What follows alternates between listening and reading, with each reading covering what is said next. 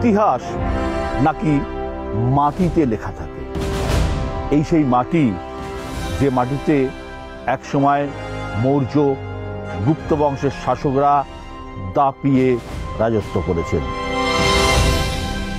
এই সেই মাটি যে মাটিতে বুদ্ধদেব তার ধর্ম আর শান্তির বাণী প্রচার করেছেন।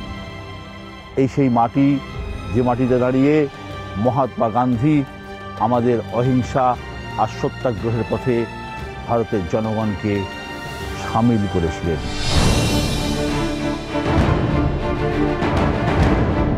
এই মাটি, বিহারের মাটি, একসময় ব্রিটিশ আমলে বেঙ্গল প্রেসিডেন্সির মধ্যে ছিল। পরবর্তীকালে আলাদা রাজ্য হয় বিহার। এবারে ভোটের হাওয়া বুঝতে আমি এসেছি বিহারে। সোজা সাপটা এবার বিহার থেকে।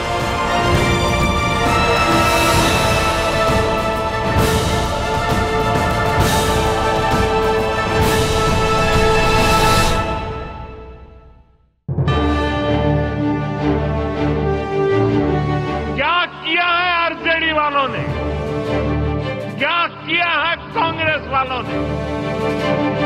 मोदी जी आइए, स्टेज पे आइए, भाषण मत दीजिए, डांस कर दीजिए, हम आपको वोट देंगे, देखना कर देंगे। पप्पू सच बोल नहीं सकता। करप्शन, क्राइम, तेजस्वी कॉम्प्रोमाइज नहीं करेगा।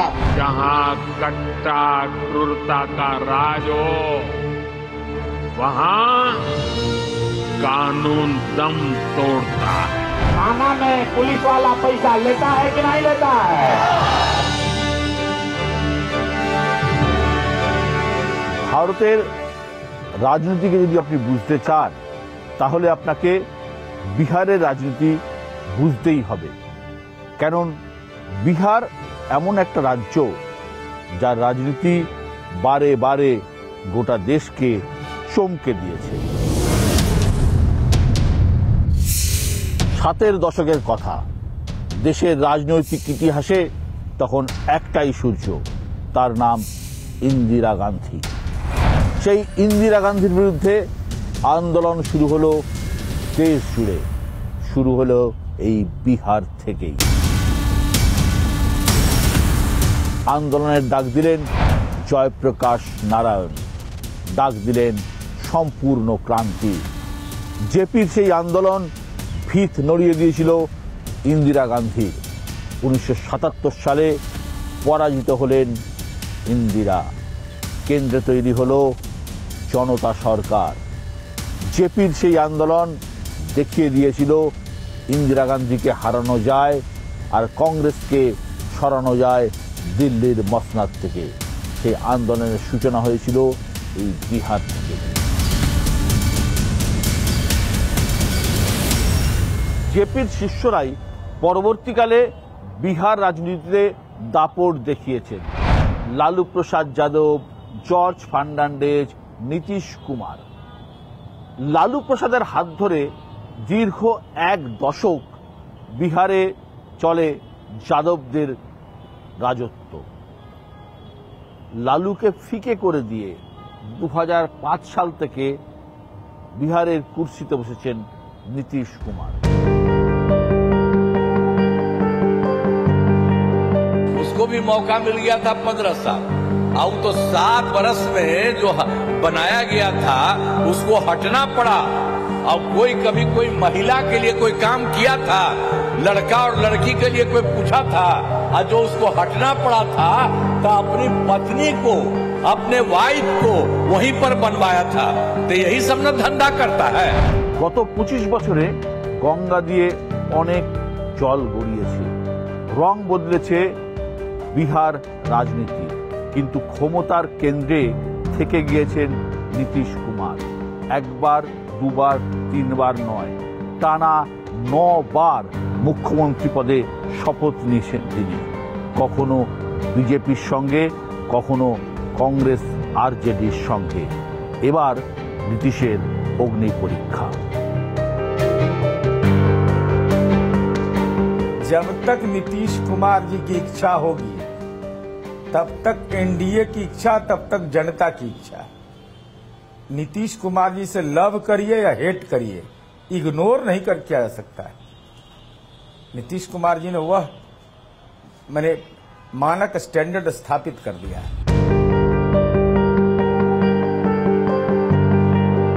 আমি জানি না নীতিশ কুমার, এখন নীতিশ কুমারকে লোকে চিন্তিত, উদ্বিগ্ন, শারীরিক অবস্থা কি, মানসিক অবস্থা কি, কতটা উনি ঠিক আছেন।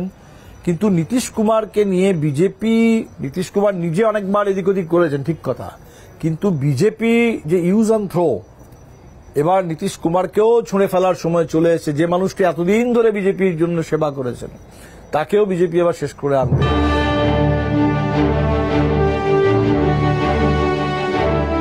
मोदी जी में विश्वास है, नीतीश जी के सुशासन ने लोगों का दिल जीता है। विकास के काम, जन कल्याण के काम और सुशासन।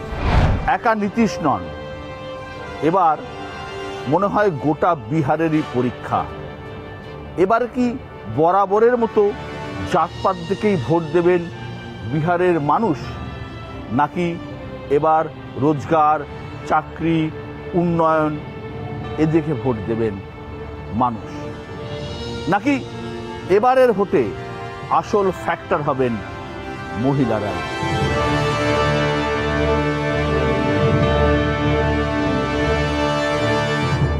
রাজনীতিতে আমরা নানা ধরনের মডেলের কথা শুনি, বেঙ্গল মডেল, গুজরাট মডেল, সম্প্রতি নতুন যুক্ত হয়েছে মহারাষ্ট্র মডেল। এই মহারাষ্ট্র মডেলটা কি? এটা কিন্তু ঠিক উন্নয়নের মডেল নয়, এটা সরকার গড়ার মডেল। এবং আপনারা যদি দেখেন তাহলে দেখবেন মহারাষ্ট্রে বিজেপি একনাথ শিন্ডেকে মুখ করে লড়লেও পরবর্তীকালে সংখ্যার বিচারে শিন্ডে কমে যাওয়ায় তারা দেবেন্দ্র ফডনবিসকে মুখ্যমন্ত্রী করে। বিহারেও কি সেই মহারাষ্ট্র মডেল অ্যাপ্লাই করবে বিজেপি? সেটাও কিন্তু রাজনৈতিক মহলে একটা প্রশ্ন রয়েছে।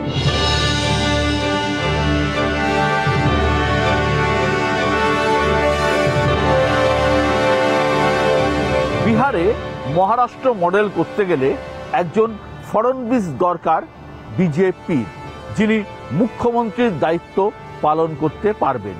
বিহারে সুশীল মোদি মারা যাওয়ার পর বিজেপির কাছে মুখ্যমন্ত্রী হওয়ার মতো মুখ কিন্তু নেই। সম্রাট চৌধুরী আছেন, কিন্তু তিনি এখনো অতটা পরিণত হয়েছেন বলে মনে করেন না বিজেপির অনেকেই। তাই নানা ওজোর আপত্তি এবং হালকা খিঁচ থাকলেও এই মুহূর্তে নীতিশ বিনা গতি নেই বিজেপি। আমাদের সঙ্গে রয়েছেন কেন্দ্রীয় মন্ত্রী, বিজেপির অত্যন্ত সিনিয়র লিডার, একসময় ভাইস প্রেসিডেंट ছিলেন, মধ্যপ্রদেশের অনেকবারের मुख्यमंत्री शिवराज सिंह चौहान। शिवराज जी नमस्कार, सोजा सप्ताह में आपका स्वागत है। शिवराज जी, क्या लग रहा है बिहार में? परिणाम स्पष्ट है, एनडीए भारी बहुमत से जीत रहा है और इसका ऐलान खुद आज तेजस्वी यादव ने ही कर दिया है। चुनाव प्रचार के अंतिम दिन, पहले चरण के चुनाव प्रचार के नई घोषणाएं करके, अब वो बरसों से जो कहते चले आ रहे थे 1.5 साल 2 साल से, वो भूल के उनको लगा कि अब तो हार रहे हैं तो कुछ और बोलो। ये इसी बात का प्रमाण है कि वो हार स्वीकार कर चुके हैं। कितना सीट आ सकते हैं अब लोग? अब तक का सारे रिकॉर्ड तोड़ेगा एनडीए। देखिए, चीजें साफ है, लोग भूले नहीं है जब लालू जी का राज था, डकैती, लूट, बलात्कार, हत्याएं, अकेले उनके 15 साल में चुनाव के समय ही 700 हत्याएं हुई थी, जिसमें 50 पुलिस वाले भी शामिल थे। वोट डालने नहीं जा सकते थे लोग कई जगह। नक्सलवाद का ऐसा आतंक था कि 3 बजे के बाद वोट नहीं डलती थी पटना के अलावा कहीं। यहां जो एक बेटी मिस पटना थी, उठा के ले जाके और उनके साथ कैसा रेप हुआ था और हत्या हुई थी, कोई भूल सकता है क्या? इस बार भी तो हो गया। यहाँ के डॉक्टर, यहाँ के डॉक्टर अपहृत करके ले जाए जाते थे और कितने प्रदर्शन और आंदोलन होते थे, कोई भूला? पिछले एनडीए के शासन में आप देखेंगे चुनाव की हत्याएं बंद, अपहरण, उद्योग बंद। आप चारों तरफ अगर आप देखेंगे तो वातावरण बदला हुआ नजर आता है। विकास आप देखिए आज सड़कों पर दिखाई देता। उस समय में कभी आता था यहाँ तो बिजली के खंभे थे जिनमें तार नहीं थे, चिड़िया बैठा करती थी। आज बिजली का प्रकाश भी है और विकास का भी। लेकिन इस बार भी तो हत्या हुआ है, जो आप अनंत सिंह का अरेस्ट भी हुआ। देखिए कहीं अगर कोई घटना हुई तो कार्रवाई ऐसी होती है, अपराधी छोड़े नहीं जाते। और पहले तो मुख्यमंत्री के घर फैसला होता था कि कौन कितनी देर में वापस लौटेगा, तय होता था। एक नहीं अनेकों उदाहरण है। जब बेटी की शादी हुई थी तो शोरूम निकाल तोड़ के कारें निकाल के ले गए गाड़ी। ये कोई भूला है क्या बिहार में? इस बार 50-50 सीट पे लौट रहे आप और जेडीयू, आप लोग बीजेपी और जेडीयू। अगर बीजेपी ज्यादा सीट मिलकर फिर भी नीतीश जी, एनडीए एकजुट है, उसमें कोई अलग घटक नहीं है। एक इकाई है एनडीए और नीतीश जी के नेतृत्व में ही हम लड़ रहे हैं। तो नीतीश जी चीफ मिनिस्टर बनेंगे। ये तेजस्वी यादव बोल रहे हैं जो बाहर से आ रहा है, जो बाहर में आ रहा है और वोट ले रहा है बिहार से, कारखाना बना रहा है गुजरात में। ऐसा ये परिवारवादी पार्टियां हैं, इनके पास कार्यकर्ता तो है नहीं कहीं, और न ये कोई राष्ट्रीय स्तर के दल है। अब भारत में भारत के हर नागरिक को, कोई किसी भी प्रांत से आता हो, अपने देश के किसी भी राज्य में चुनाव प्रचार करने का अधिकार है। ये तेजस्वी नहीं, उनकी बौखलाहट बोल रही है। राहुल जी के बारे में आपका क्या राय है?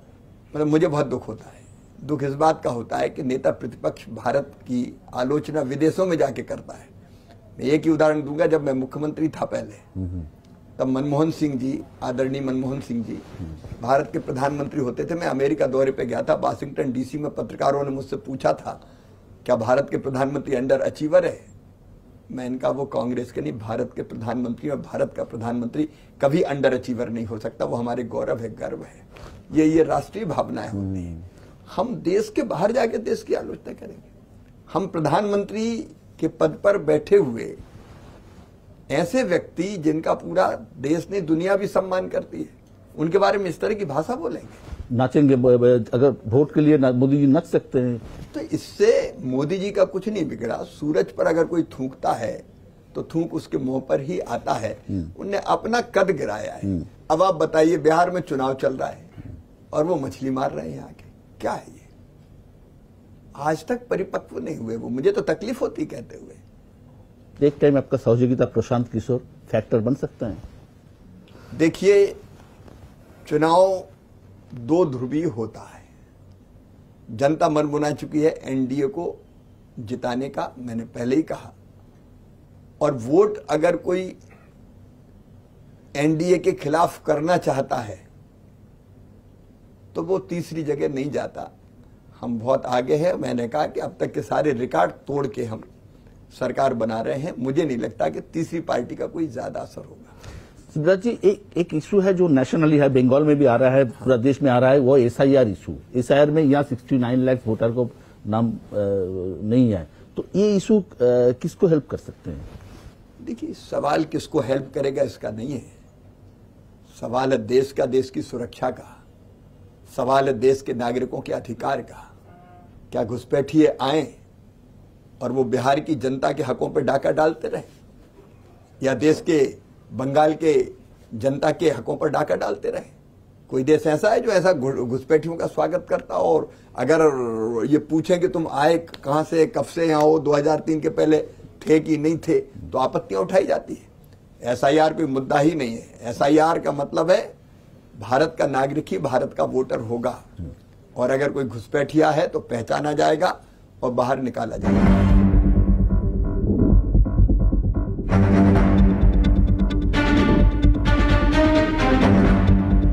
গত প্রায় 2 দশক ধরে বিহার রাজনীতির কেন্দ্রীয় চরিত্রের নাম নীতিশ কুমার। একদা তার সহযোগী লালু প্রসাদ যাদবের রাজনৈতিক ইনিংস অনেক আগেই শেষ হয়েছে, কিন্তু নীতিশ এখনো টিকে রয়েছে। শুধু টিকে থাকাই নয়, একটা নিজস্ব ব্র্যান্ডও তৈরি করেছেন নীতিশ কুমার, যে ব্র্যান্ড তাকে সুশাসন বাবুর মর্যাদাও দিয়েছে।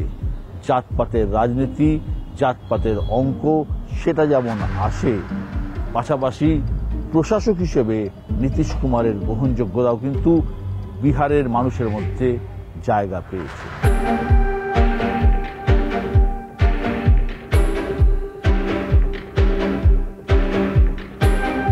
একসময় বলা হতো, जब तक रहेगा समोसा में आलू तब तक रहेगा बिहार में लालू। সমোসাতে আলু আছে, কিন্তু বিহার রাজনীতিতে লালু কিন্তু নেই। লালু প্রসাদের ছেলে তেজস্বী যাদব এখন আরজেডির প্রধান মুখিয়া। বিজেপি বলছে তেজস্বী মুখ্যমন্ত্রী হলে বিহারে কিন্তু ফিরে আসবে জঙ্গল রাজ। তেজস্বী বিরোধী দলনেতা হয়েছেন, উপমুখ্যমন্ত্রী হয়েছেন, মুখ্যমন্ত্রী হতে পারেন কিনা সেটা সময়ই বলবে।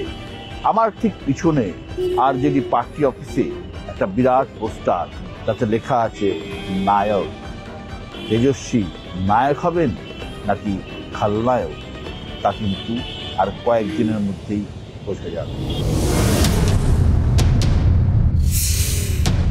14 नवंबर की शाम बिहार की सत्ता में बदलाव होगा और ये जो डबल इंजन की एनडीए की नीतीश जी की सरकार है, जो निकम्मी नकारा और खटारा सरकार है, वो जा रही है और एक नई ऊर्जा के साथ, युवा सोच के साथ, नए विजन के साथ बिहार को बनाने के लिए, बिहार को आगे ले जाने के लिए, नौकरी की भरमार करने के लिए, घर घर नौकरी देने के लिए तेजस्वी सरकार आ रही है। महागठबंधन सरकार बन रही है।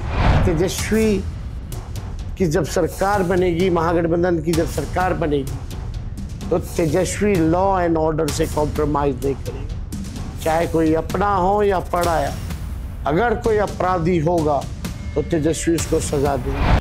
गरीबी में नंबर 1 पर है बिहार, पलायन में नंबर 1 पर है बिहार, और भ्रष्टाचार, करप्शन और अपराध, क्राइम जिस तरह से बढ़ा है, भ्रष्टाचार किस तरह बढ़ा है, बिहार आज हर मानक में, नीति आयोग का रिपोर्ट हो या कोई भी मानक हो, इंडेक्स हो, बिहार नीचे है, फिसड्डी है। लेकिन विपक्ष तो ये बोल रहा है कि अगर आप लोग पावर में आ जाएगा तो फिर जंगल राज आ जाएगा। ये हमारे ऑपोजिशन एनडीए के लोग बोलते, ये डराते लोगों को।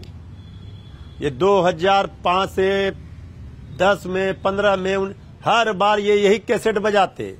इतने दिनों तक सरकार में हैं, अपनी कोई उपलब्धि नहीं बताते, अपना कोई काम नहीं बताते, तो अपनी नाकामी को छुपाने के लिए, पर्दा डालने के लिए एक परसेप्शन बनाते हैं जंगल राज का। अगर जिस जनता ने हमें वोट किया, सबसे बड़ी पार्टी आरजेडी को बनाया, वो सारे जंगली हैं। ये बिहारियों को गाली दे रहे हैं, जनता को गाली दे रहे हैं। इस बार जनता कुछ सुनने वाली नहीं है। पाई पाई का हिसाब, एक एक कामों का हिसाब 20 वर्षों का चाहिए।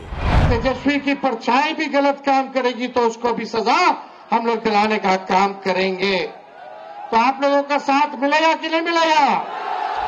जब किडनैपिंग फॉर रैंसम बिहार में होता था ना, फिरौती के लिए अपहरण, उनके पापा के शासनकाल में, तो उनको भेज दिया गया था पढ़ने के लिए दिल्ली, कि भाई हमारा बेटा को भी किडनैप नहीं कर ले।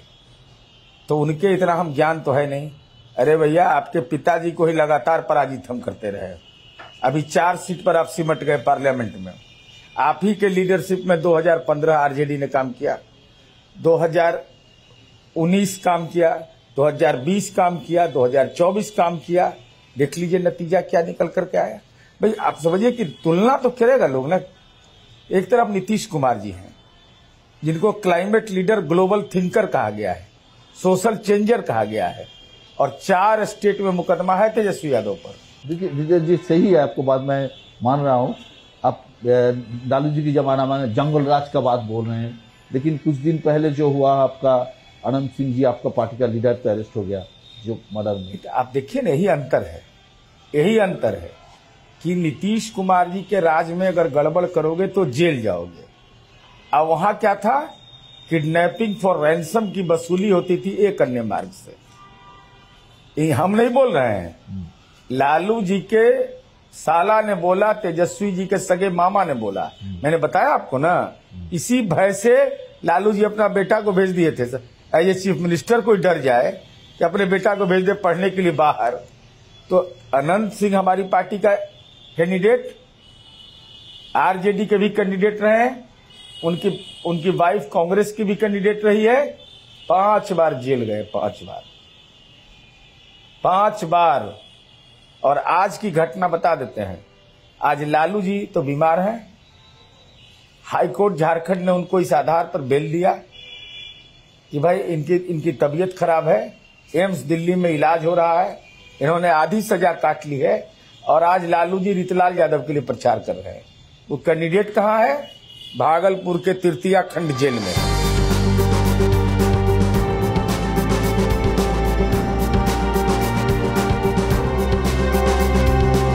ভোটের বাংলায় এখন এসআইআর ঘিরে রাজনীতির হাওয়া গরম। বাংলার আগে এসআইআর হয়েছে বিহারে, প্রায় ৬৯ লক্ষ ভোটারের নাম বাদ গিয়েছে, যোগ হয়েছে ২২ লক্ষ ভোটারের নাম। এ নিয়ে মামলা হয়েছে। রাহুল গান্ধী, তেজস্বী যাদব ভোটার অধিকার যাত্রা করেছেন। স্লোগান উঠেছে, ভোট চোর গদি ছোট। ভোটের বিহারে এই এসআইআর ইস্যু কতটা প্রভাব ফেলবে সেটা কিন্তু এখন দেখার বিষয়। इस बार बिहार चौंकाने वाला परिणाम देने वाला है और परिवर्तन की लहर है। मैं 50 से ज़्यादा कंस्टिट्यूंसीज घूम के आया हूं और हर जगह महागठबंधन के पक्ष में लोग वोट देने का मन बना चुके हैं। और 14 तारीख के बाद आप देखिएगा, यहाँ महागठबंधन के नेतृत्व में सरकार बनेगी, तेजस्वी प्रसाद यादव सीएम बनेंगे। क्यों कैसा लग रहा है आपका, आप लोग का? नीतीश जी का मानसिक स्वास्थ्य ठीक नहीं है, एक बड़ा कारण वो है। और राजग गठबंधन में अस्पष्टता नहीं है लीडरशिप को लेके। आज तक कभी प्रधानमंत्री ने नहीं कहा, गृह मंत्री ने नहीं कहा कि 2025 के विधानसभा चुनाव के बाद नीतीश जी को फिर से मुख्यमंत्री बनाने जा रहे हैं। इसलिए उनके वोटर्स में इसको लेके संशय की स्थिति है और वो लोग महागठबंधन की तरफ मुखाते हैं। সদ্য এসআইআর হয়েছে বিহারে, বাদ গিয়েছে প্রায় 22 লক্ষ মহিলা ভোটারের নাম। নির্বাচন কমিশনের হিসাব অনুযায়ী তারা বলছেন এদের মধ্যে অনেকেই মারা গিয়েছেন, আবার অনেকেই তার জায়গা ছেড়ে অন্যত্র চলে গিয়েছেন। বিপুল সংখ্যায় বাদ যাওয়া এই মহিলা ভোটার নীতিশ কুমারের ভোট ব্যাংককে ধাক্কা দেবে কিনা তা নিয়েও কিন্তু চর্চা চলছে বিহারের রাজনীতিতে। বিহারের ভোটে চর্চায় থাকা একমাত্র বাঙালি, তিনি বামপন্থী। বিহারের রাজনীতিতে তিনি এবং তার দল অনেকটাই বিচ্ছিন্ন দ্বীপের মতো। তবে গত বিধানসভা ভোটে তার সাফল্য অনেক সম্ভাবনার জন্ম দিয়েছে। হ্যাঁ, তিনি সিপিআইএম লিবারেশনের সাধারণ সম্পাদক দীপঙ্কর ভট্টাচার্য আমাদের মুখোমুখি। বাবু, এবারে 2020 ভোটের থেকে এই 2025 বিহারের ভোট কতটা আলাদা? কিছুটা তো আলাদা বটেই। একদিক থেকে এটা হচ্ছে 2020 পরে বলতে পারেন তার ধারাবাহিকতায় 25, কারণ 2020 বিহারে প্রায় সরকার চলে গিয়েছিল, প্রায় আমরা ক্ষমতায় আসার মতো অবস্থায় ছিলাম, কয়েকটা আসন, কয়েক হাজার ভোট। তো সেদিক থেকে বলতে পারেন এটা হচ্ছে 2020 থেকে মানুষ অপেক্ষা করেছিল যে কবে 25 নির্বাচনটা আসবে আর কবে হবে। কিন্তু এবার যখন 25 নির্বাচনটা এলো, তার আগে হঠাৎ করে 2-3টে ব্যাপার হলো। একটা হচ্ছে এসআইআর, যেটা পশ্চিমবাংলা তো এখন হবে, 12টা রাজ্যে নাকি আরো হবে। তো এটা ভারতবর্ষে কোনোদিন হয়নি, একটা অভূতপূর্ব ব্যাপার, প্রায় পুরো নির্বাচনটাকে ঘেঁটে দেওয়ার মতো যাকে বলা হয় আর কি। ভোটার লিস্ট থেকে 10% পোটেনশিয়াল ভোটারের যদি কথা বলি, প্রতি 10 জন ভোটারে 1 জন ভোটারের নাম বাদ চলে গেছে।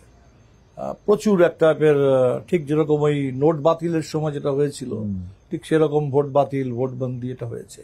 সেকেন্ড যেটা হয়েছে, একটা অভূতপূর্ব স্কেলে টাকা বিতরণ, 10,000 টাকা মহিলাদের অ্যাকাউন্টে আসছে, শোনা যাচ্ছে প্রায় নাকি 1.5 কোটি মহিলার অ্যাকাউন্টে গেছে, সকলের জন্য কিছু না কিছু দেওয়া হচ্ছে। তো এই আনপ্রেসিডেন্টেড, এই দুটো ব্যাপার, এসআইআর এবং এটা সম্পূর্ণ আনপ্রেসিডেন্টেড। ফলে একদিকে হচ্ছে নির্বাচনটা মানুষ মুখিয়ে আছে যে কবে নির্বাচন আসুক, কিভাবে একটা পরিবর্তন আসে, কারণ ধরুন 20 বছর ধরে একটা সরকার চলছে, 20 বছর কম সময় হয় না। একটা সরকার নয়, মুখ্যমন্ত্রী একজন, একটা মুখ্যমন্ত্রী, প্র্যাকটিক্যালি একটাই সরকার, মাঝে মধ্যে একটু সরকারের কম্পোজিশনটা পাল্টেছে, একটাই সরকার, এবং সেখানে শুধু লোকে মুখ্যমন্ত্রী দেখে। আমি তো মুখ্যমন্ত্রী থেকে বেশি মুখ্যমন্ত্রীর কাঁধে যাদের বন্দুকটা রাখা আছে সেই ভারতীয় জনতা পার্টি, আমি সেটাকে বেশি করে দেখি। তো সেখানে আগে সুশীল মোদী ছিলেন, এখন নরেন্দ্র মোদী আছে, 2014 থেকে ডাবল ইঞ্জিন সরকার। তো এবং বিজেপি অত্যন্ত ব্যগ্র হয়ে আছে যে কি করে পুরো ক্ষমতাটাকে করায়ত্ত করা যায়, কি করে একটা বুলডোজার রাজ বিহারে আনা যায়।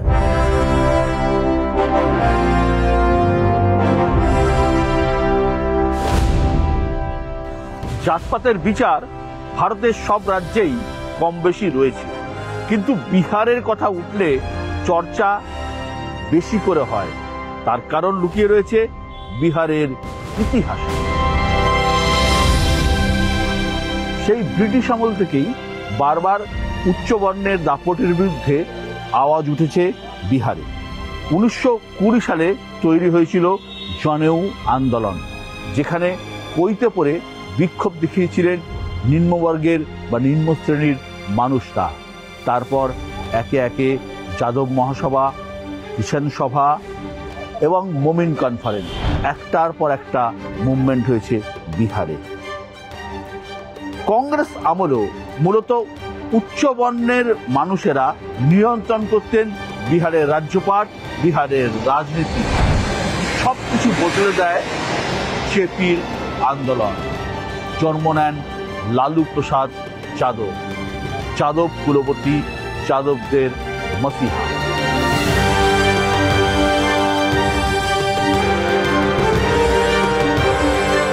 পিছিয়ে পড়া এবং অত্যন্ত পিছিয়ে পড়া এই দুই শ্রেণীকে যদি আমরা যোগ করি, তা বিহারের জনসংখ্যার 63%। এই ওবিসিদের মধ্যে সব থেকে প্রভাবশালী যারা, তারা হলো যাদবরা। পাটনা বিশ্ববিদ্যালয়ের প্রথম ওবিসি ছাত্র সভাপতি ছিলেন লালু প্রসাদ যাদব। সেখান থেকে মুখ্যমন্ত্রী। পিছিয়ে পড়ার মানুষের এগিয়ে আসার মধ্যেই সামাজিক কল্যাণের স্বাদ পেয়েছেন এই বিহারের মানুষজন। এই জাতপাতের অঙ্ক সেদিন থেকেই বিহার রাজনীতির ডিএনএর মধ্যে ঢুকে গিয়েছে। জাতি, যারা জাতিগত ভোটকে দেখে, তো জাতি ব্যাপারটা কি খুব একটা কোনো আইসোলেটেড কোনো ব্যাপার? জাতি একটা ধরুন সামাজিক একটা বাস্তব, তো ঠিক ততটাই বাস্তব হচ্ছে জেন্ডার, পুরুষ এবং মহিলা, ততটাই বাস্তব হচ্ছে ধনী এবং গরিব, কৃষক এবং শ্রমিক। তো ফলে আমার মনে হয় আমরা বিহার হইলে পরেই লোকে শুধু জাতপাত জাতপাত জাতি কথাটা বলতে বেরোতে পারছি, আমরা বেরোতে পেরেছি না। বেরোনো মানেটা কি? আমি বলছি জাতির ব্যাপারটা তো পাল্টাচ্ছে। জাতি বললেই লোকে ভাবে এটা বোধহয় একটা অচলায়তন, এটা বোধহয় অনর একটা কিছু না, নয়। জাতি ব্যাপারটা পরিবর্তনশীল, জাতি ব্যাপারটা পরিবর্তনশীল। সেই জন্য আসলে জাতি লোকে কথাটা কখন তোলে, যখন যেটাকে ধরে নেওয়া হতো স্বাভাবিক। যেমন ধরুন বিজেপির আপনি যদি তালিকাটা দেখেন, 101 জন প্রার্থী আছে, সেই 101 জন প্রার্থীর মধ্যে 49 জন প্রার্থী যাদেরকে বলা হয় উঁচু জাতি, ফরওয়ার্ড কাস্ট, 4টে কাস্ট আছে বিহারে, এবং তাদের জনসংখ্যার হিসেবে দেখতে গেলে তারা হচ্ছে 15-16%। একদম। তো 15-16%-এর জন্য 101-এ 49 জন প্রার্থী। আমি তো বলি এটাই সব থেকে বড় সংরক্ষণ, সব থেকে বড় সংরক্ষণ। এবং এই সংরক্ষণটাকে, যেটা চোখে পড়ে না, যেটাকে লোকে স্বাভাবিক একটা প্রাকৃতিক নিয়ম হিসেবে মেনে নেওয়ার জন্য বলা হয়, সেটাকে যখন মানুষ চ্যালেঞ্জ করে, তখন গেল রব ওঠে, জাতপাত চলে এলো, জাতপাত চলে এলো, জাতি জাতি জাতি। তো আমার মনে হয় বিহারে সেটা নয়।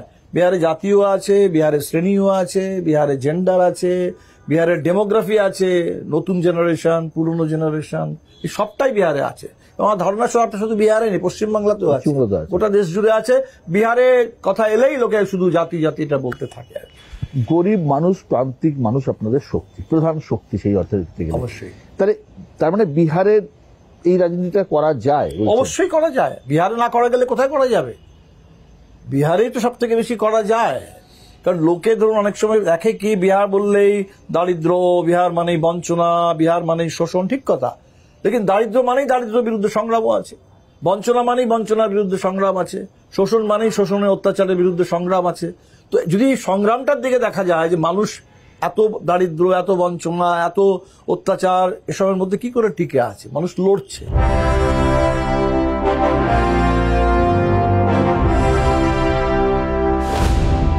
গত কয়েক বছরে পশ্চিমবঙ্গের রাজনীতিতে একটা মডেল চালু হয়েছে মহিলা ভোট।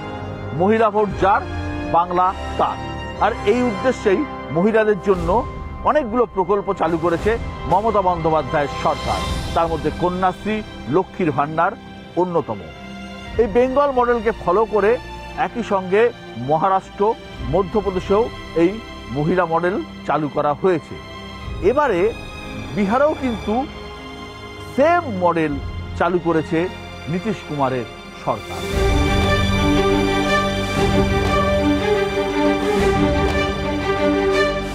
মহিলা ভোটে নজর শাসক বিরোধী দুই শিবিরেরই। 1 কোটি মহিলা ভোটারের অ্যাকাউন্টে 10,000 করে টাকা দিয়েছে নীতিশ কুমারের সরকার। তেজস্বীর প্রতিশ্রুতি, ক্ষমতায় আসলে তারা 30,000 টাকা করে প্রতিটা মহিলার অ্যাকাউন্টে দেবেন। এবারে ভোটে লড়াই নীতিশের মহিলা রোজগার যোজনা বনাম তেজস্বীর মাই বহিন মান যোজনা।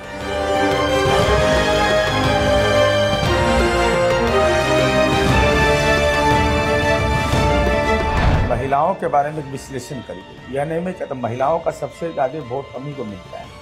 और डॉक्टर राम मनोहर लोहिया ने कहा था कि महिला जाति में नहीं है, एक क्लास है। तो वो क्लास के रूप में नीतीश कुमार जी ने आइडेंटिफाई किया।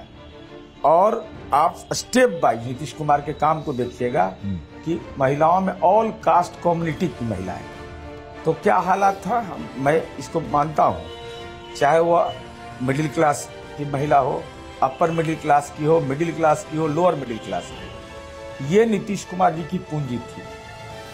एक निगेटिव एटीट्यूड नीतीश कुमार में महिलाओं के प्रति नहीं था।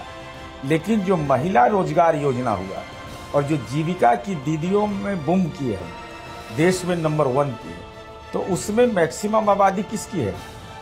अभी तो कास्ट सर्वे हुआ है बिहार में, नीतीश जी के जमाने में ही हुआ है। हाँ, देश का पहला राज्य है इसने कास्ट सर्वे करवाया भी और उसको पब्लिसाइज भी हमने किया। ऐसा नहीं कि तेलंगाना जैसा कोई देखा ही नहीं कि कैसा है रंग इसका, कर्नाटका जैसा ऐसा कि डस्टबिन में उसको डाल के रख दिए। तो ये जो 10,000 का जो महिला रोजगार के लिए हम लोगों ने दे रहे हैं, ये से मार्जिनाइज क्लास की महिलाएं, दलित, अति पिछड़ा महिलाएं, वो स्ट्रेंथन हो रहे। नीतीश कुमार जी वहां पहुंच गए। ये महिला के ऊपर डिपेंडेंट, बंगाल में भी ऐसा है, बंगाल को भी साइकिल मिल रहा है, पैसा मिल रहा है महिला के ऊपर, वो भी एक वोट बैंक बन गया। ना बंगाल फॉलोअर स्टेट रहा इस मामले में, लीडर हम रहे।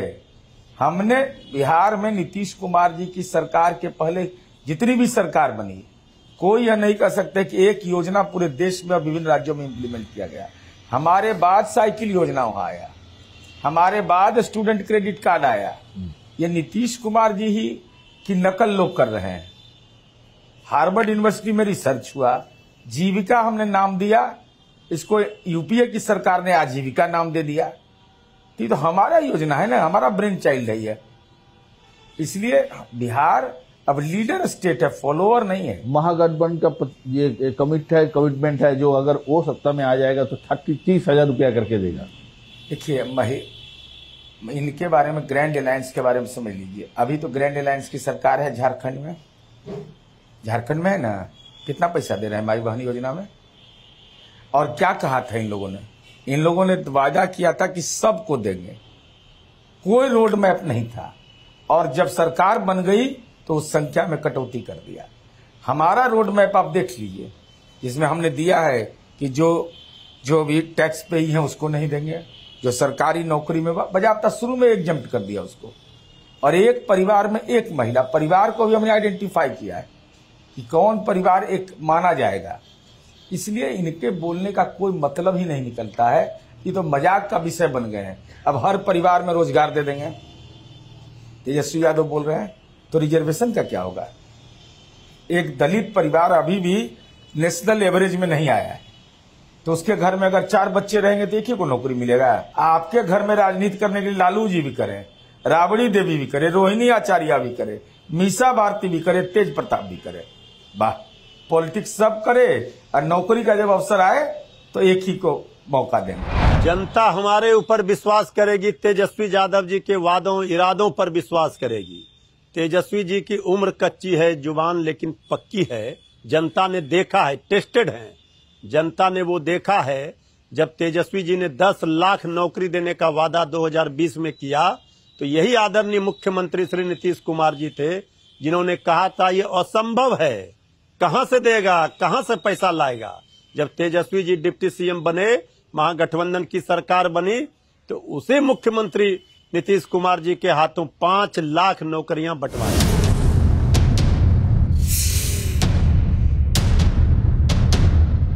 এবারের বিধানসভা ভোটে একটা প্রশ্ন বারবারই উঠছে, সেটা হলো বিহারিরা কি এবারও জাত দেখেই ভোট দেবেন, জাতপাতের অঙ্ক থেকেই ভোট দেবেন, নাকি রোজগার, উন্নয়ন, সড়ক, বিজলি এসব হয়ে উঠবে ভোটের ইস্যু? কেননা এবারের রাজনীতিতে জনসুরাজ পার্টির পিকে অর্থাৎ প্রশান্ত কিশোর কিন্তু উন্নয়ন এবং রোজগারের কথা বলছেন। বিহারিরা কি জাতপাতের অঙ্ক ধরবেন, নাকি নতুন প্রজন্ম রোজগারের ইস্যুকে সামনে নিয়ে আসবে? সেটা কিন্তু এবার লাখ টাকার প্রশ্ন। अपना बच्चा के पीठ पर मजदूरी का जो बोरा बंधा हुआ है उसको हटाना है, तो स्कूल का बस्ता बांधिए, आपका बच्चा पढ़ेगा तभी आपका जीवन सुधरेगा, न तो सुधरने वाला नहीं। आपको अभी ये कहने आए हैं, ठीक लगे तो बदलाव कीजिए, और न करोगे रे भाई तो अगला 5 बरिस फिर रोना नहीं कि मुखिया जी लूट लिए, नल जल में पानी नहीं आया, राशन कार्ड नहीं बना। जो बोइएगा वही काटिएगा। अभी 10 दिन में आप ही राजा हैं, जिसका बटन दबा दीजिएगा वहीं से राजा पैदा हो जाएगा। কিছুটা তো এই ধরনের পলিটিক্সের কথা প্রশান্ত কিশোরও বলছেন। আপনার কি মনে হয় পিকে সফল হবেন? প্রশান্ত কিশোর ঠিক এই ধরনের কথা বলছেন না, এটা রোজগারের কথা বলছেন, চাকরির কথা বলছেন, এগুলো বলছে। প্রশান্ত কিশোর দেখবেন খুব খোলাখুলি যেটা বলেছেন, যে চাকরির কথা বলছেন না, উনি বলছেন যে 10-12 হাজার টাকার জন্য যে মানুষগুলো বাইরে চলে যায়, আমি চেষ্টা করব সেই 10-12 হাজার টাকার জন্য যাতে ওকে বাইরে যেতে না হয়, সে যাতে বিহারি থেকে 10-12 হাজার টাকা কামাতে পারে। সেটা উনি এক্স্যাক্টলি কি করে করবেন আমি জানি না। উনি সবসময় বলেন যে আন্দোলন করে নাকি কিছু হয় না। বিহারের অভিজ্ঞতা হচ্ছে আন্দোলন ছাড়া কিছু হয় না, আন্দোলন না হলে কিছুই পাওয়া যায় না, কিচ্ছু পাওয়া যায় না। উনি কিন্তু বলছেন যে আন্দোলন করে কি হয়, আন্দোলন করে কিছু হয় না। তাহলে কি করে যে হয়, কোত্থেকে কোন একটা আইডিয়া দিয়ে, কোন টাকা দিয়ে হয়, উনি প্রচুর বিহারের মতো জায়গায়, আমি তো সেই জন্য মনে করি প্রশান্ত কিশোর যেটা করেছেন এটা রাজনৈতিক দল ঠিক নয়, এটা একটা কর্পোরেট পলিটিক্যাল প্রজেক্ট, একটা কর্পোরেট পলিটিক্যাল প্রজেক্ট, এবং তার উনি প্রমোটার বলুন, সিইও বলুন, উনি আরো চেষ্টা করছেন এখানে। সেটা কতটা সফল হবে বিহারের মতো রাজ্যে, সেটা তো এবারে নির্বাচন খানিকটা বলবে। প্রথম দিকে অবশ্যই মানুষের আকর্ষণ ছিল যে একজন নতুন মানুষ যিনি নাকি সবাইকে নির্বাচনে জেতান, কখনো মোদীকে জিতিয়েছেন, কখনো মমতা ব্যানার্জিকে জিতিয়েছেন, কখনো নীতিশ কুমারকে জিতিয়েছেন, অরবিন্দ কেজরিওয়ালকেও নাকি জিতিয়েছেন। আমার তো মনে হয় তিনি সেই নির্বাচনগুলো জিতিয়েছেন যে নির্বাচনগুলো হারা খুব কঠিন ছিল, আর যে নির্বাচনটা জেতা কঠিন সেই নির্বাচনে উনি উত্তরপ্রদেশে কংগ্রেস, হ্যাঁ। তো ফলে যাই হোক না কেন, ওনার একটা বড় নাম ডাক আছে। তো লোকে ভেবেছিল যে এমন একজন মানুষ, তিনি যখন নিজেই নিজের জন্য কিছু করতে চাইছেন, খুব ভালো কথা। তো সেদিক থেকে বিহার তো সবাইকে ওয়েলকাম করে। কয়েকটা দিন বিহারে কাটালাম, নেতাদের সাথে কথা বললাম, সাধারণ মানুষের সাথে কথা বললাম। হ্যাঁ, এটা ঘটনা যে বিহার অনেকটাই বদলেছে। বিহারের যুব সমাজ চাকরি চায়, বিহারের যুব সমাজ রোজগার চায়।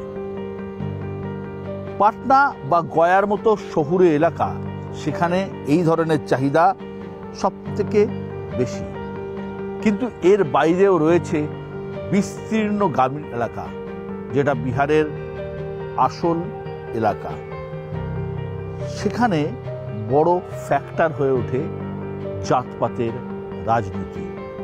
তার বাইরেও রয়েছে সীমাঞ্চল বা মিথিলাঞ্চলের মতো এলাকা, যেখানে ধর্ম একটা বড় ফ্যাক্টর। এমন একটা জটিল রাজ্যে, জাতপাত কেন্দ্রিক রাজ্যে নিজেদের মতো করে অঙ্ক কষছে সব রাজনৈতিক দল।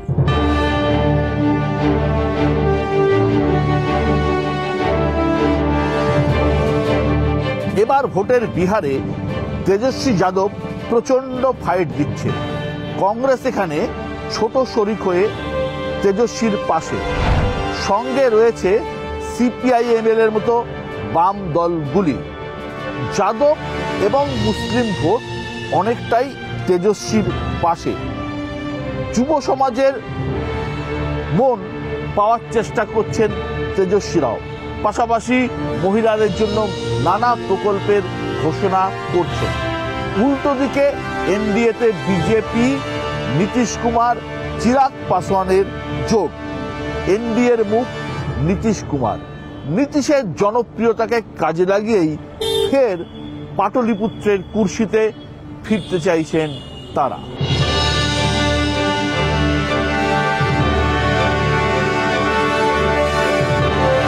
এখন প্রশ্ন হলো, নীতিশ কুমার কি জনপ্রিয়তা হারিয়েছেন? জনপ্রিয়তা কিছুটা হলেও কমেছে, কিন্তু নীতিশ কুমার জনপ্রিয়তা হারিয়েছেন সেটা বলার সময় কিন্তু এখনো আসেনি। তার যে প্রধানত ভোট ব্যাংক মহিলা এবং ওবিসি শ্রেণী, তা মোটের উপর নিশ্চিতভাবেই অটুট আছে। পিকে হয়তো ভোট কাটবেন, কিন্তু কয়েকটা আসনও হয়তো পাবেন, কিন্তু সেটা বিহারের রেজাল্ট ওলট পালট করে দেবে সেটা কিন্তু আমার অন্তত মনে হচ্ছে না। লড়াই একদিকে হাড্ডাহাড্ডি, একদিকে মহাগঠবন্ধন, অন্যদিকে এনডিএ জোট। এ নিয়ে কিন্তু কোনো সন্দেহ নেই। কোনো জোটই হয়তো বিপুল সংখ্যাগরিষ্ঠতা পাবে না, তবে দিনের শেষে আমার অন্তত মনে হচ্ছে অ্যাডভান্টেজ নীতিশ কুমার। এবং এই বিধানসভার মধ্যে দাঁড়িয়ে আমার অন্তত মনে হয় এই 2025-এর বিহার বিধানসভা নির্বাচনে যেই ক্ষমতায় আসুন না কেন, মুখ্যমন্ত্রী কিন্তু নীতিশ কুমার ছাড়া অন্য কাউকে ভাবা যাচ্ছে না।